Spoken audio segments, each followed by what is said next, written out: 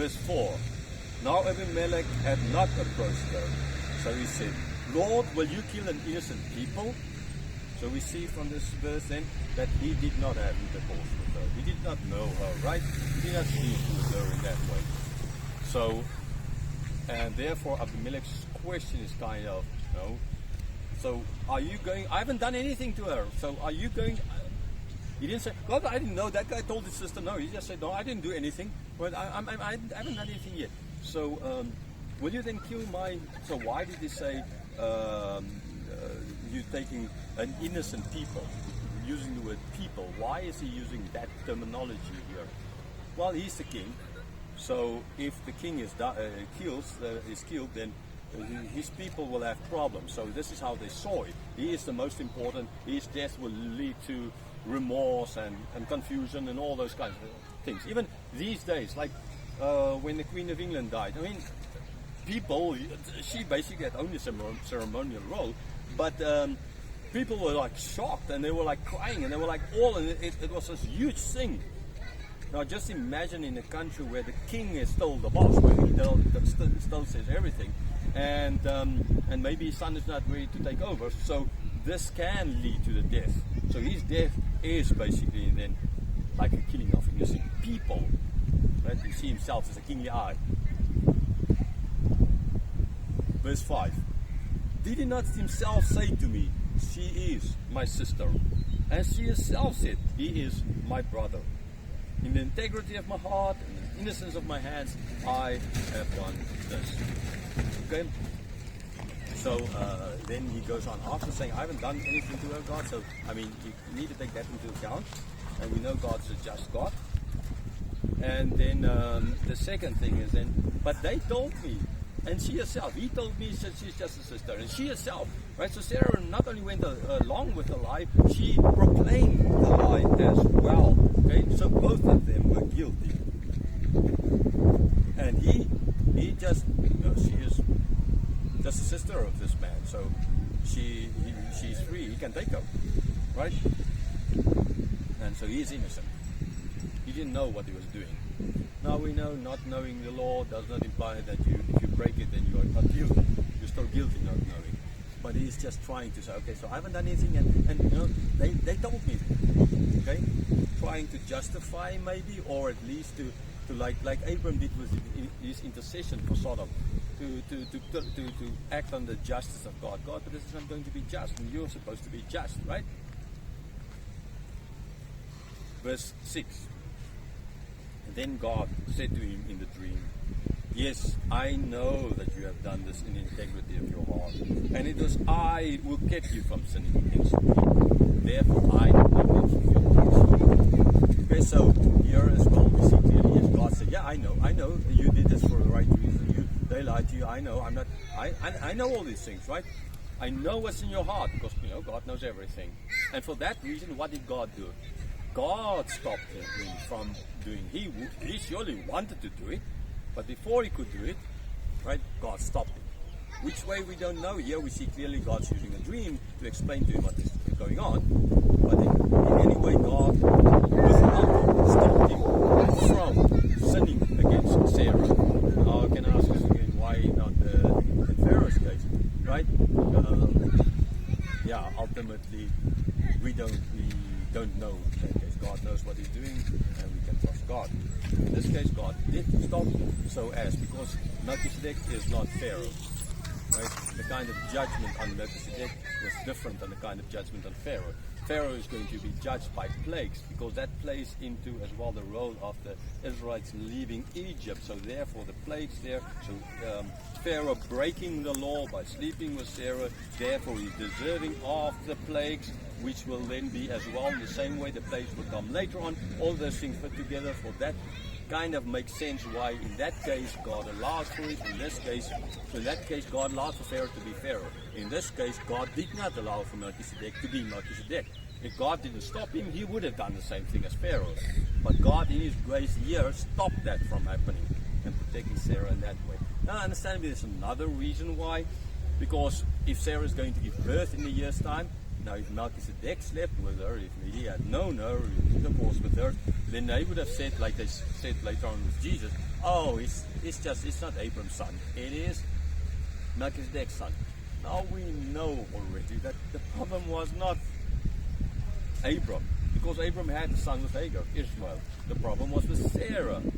So even if Melchizedek, another husband, he's not going to solve, because the problem is the woman, not the man. Okay, but still, people would have said that.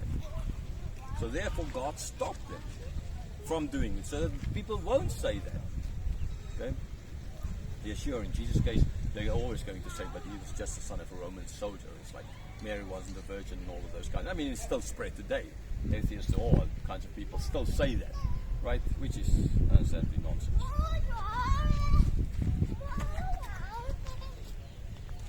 So God said, because for this reason I did not let you touch her. Verse 7. Now then, return the man's wife, for he is a prophet, so that he will pray for you and you shall live. But if you do not return her, know that you shall surely die, you and all who are yours. So now God says, return her to Abram. He is a prophet. He'll pray for you. If you don't do it, I will take care of you. You'll die. Right? And everything that belongs to you, they'll die. You have the choice. Now God already kept him from God, now speaking in a dream to him. So God is making it clear that Melchizedek, you're not going to do this. Did he have a choice? Yeah, kind of. But it's like someone holding a gun to your head and say, give me your money, it's your life or your wallet or your life kind of idea. Yeah, did you really have a choice? I mean, here's some money, right? So what's the point of having money if you're dead? Nothing. Okay? So God already made sure he doesn't really have a choice, but then still give him a choice. So yes, he's going to do the right thing. Otherwise he's going to die. Okay? And then Abram prayed. Now again, this interesting thing that Abram, who was a liar, is now the prophet who ought to pray for Melchizedek so that he won't die. So the one who's actually guilty need to pray for the one who's not guilty, so that the one who's guilty, not guilty, won't be punished. The same happened with Pharaoh. Okay. But this does not imply, therefore, that you as a Christian can just do whatever you want to, and the one you're doing the wrong against will be the one to suffer, and you will. No, we're living in the new covenant. This is not how it's supposed to do. You mustn't sin, so the grace becomes more. You have the Spirit, all of these kind of things. So you can't put yourself here in Abram's shoes. You did something. God through His grace can let that happen, right? God through His grace can. You might suffer in the process or so, and the other one might suffer even more. God through His grace can still do that. We need to trust God in that sense. But don't go out from that. Every time you as a Christian going to do something bad against a non-Christian, then the non-Christian is going to suffer. No. This is not what the story is teaching us. You are not Abram. Okay? You're not Christ. Christ never sinned. So don't put yourself here in Abram's shoes and think you can get away with that. That's nonsense. I mean, I can imagine there will be Christians saying these kinds of things, reading this, drawing that conclusion. But then, if you want to draw the conclusion, you ought to then think yourself as equal to Abram. And I doubt it very much. Will you take your son up a mountain and go and kill him? I kind of hope not. I mean, in the sense of we don't do that anymore. And yeah. God anyhow is not going to ask you because Jesus died on the cross for it. Okay. Verse 8. So Abimelech rose early in the morning and called all his servants and told them all these things. And the men were very much afraid. So early in the morning, I know, but now we know this idea of early in the morning. Early in the morning with in the next chapter, Abram is going to send Hagar and Ishmael away. Early in the morning, he's going to take to start the journey, the 3-day journey to get to Mount Moriah to bring Isaac as an offering. Early in the morning.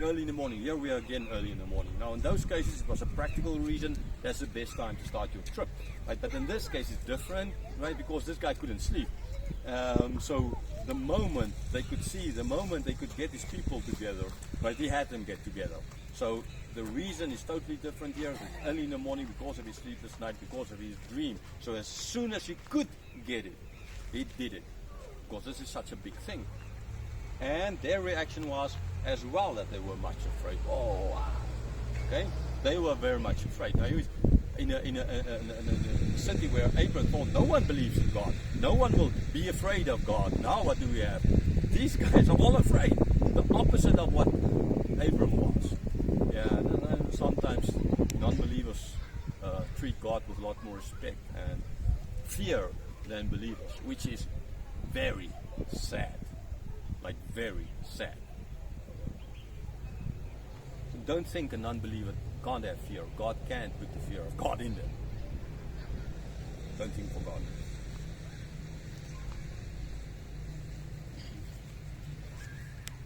Verse 9. Then Abimelech called Abram and said to him, "What have you done to us? And how have I sinned against you that you have brought on me and my kingdom a great sin? You have done to me things that ought not to be done." Okay, so he called Abram in, and he explained to Abram in, I think, clear and concise terms what is going on here. And he said to him, you have sinned against me. You brought a great sin against this kingdom. Why? Why have you done the kind of things that ought not to be done? Okay, why? Did Abram have a reason? Yeah, he tried to justify himself. Bad reasons. Verse 10. And Abimelech said to Abram, "What did you see that you did this thing?" In other words, did you come with the wrong intentions? Did you want us to be destroyed by your God for committing such a heinous sin?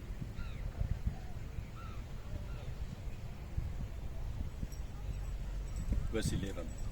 Abram said, "I did it because I thought there's no fear of God at all in this place, and they will kill me because of my wife." Excuse.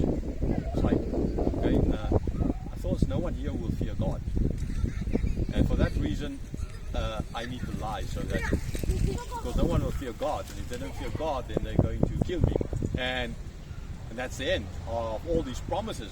God just a couple of months ago, or maybe a couple of weeks ago, more likely, explained. Oh, yeah, in that case, a couple of months ago, it was explained to Abram that in a year's time he will have children. So if he's now killed just before this happens, okay, you can see the pressure on Abram. It's in a year's time. Now it's less than a year. He will have, Sarah will have a son, kind of. I mean, then he ought to even have been more careful with Sarah. He wasn't. And so yeah, Abram was basically at a loss for words here. He came up with all kinds of bad excuses and this flimsy excuses, and so ultimately that they won't fear God, and so therefore I need to. But man, if God told you that in a year's time from Sarah you'll have a son, now you give her to Abimelech. I mean, what is your and Sarah's son you give to Abimelech? I mean, what the heck are you thinking of? Okay, especially since you have the experience of that, what happened, the result of. But even then, now, see, father of faith, but he was not at that stage.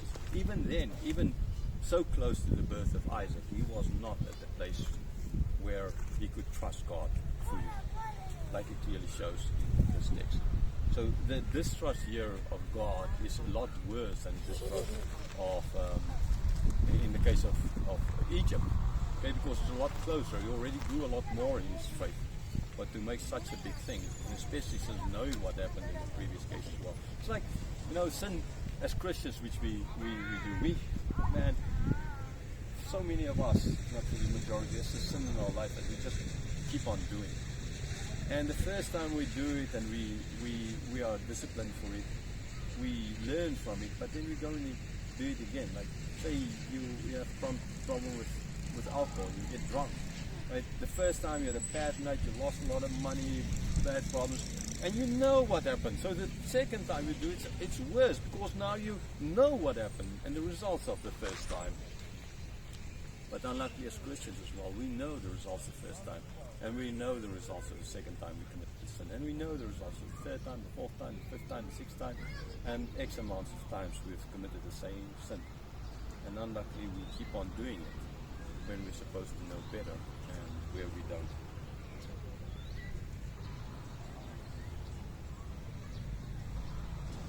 Verse 12. Besides, she is indeed my sister, the daughter of my father, though not the daughter of my mother, and she became my wife. So yes, she was his sister, right? The daughter of his father, not his mother, so half sister, right? And she became my wife. But he left out that part of her becoming a wife.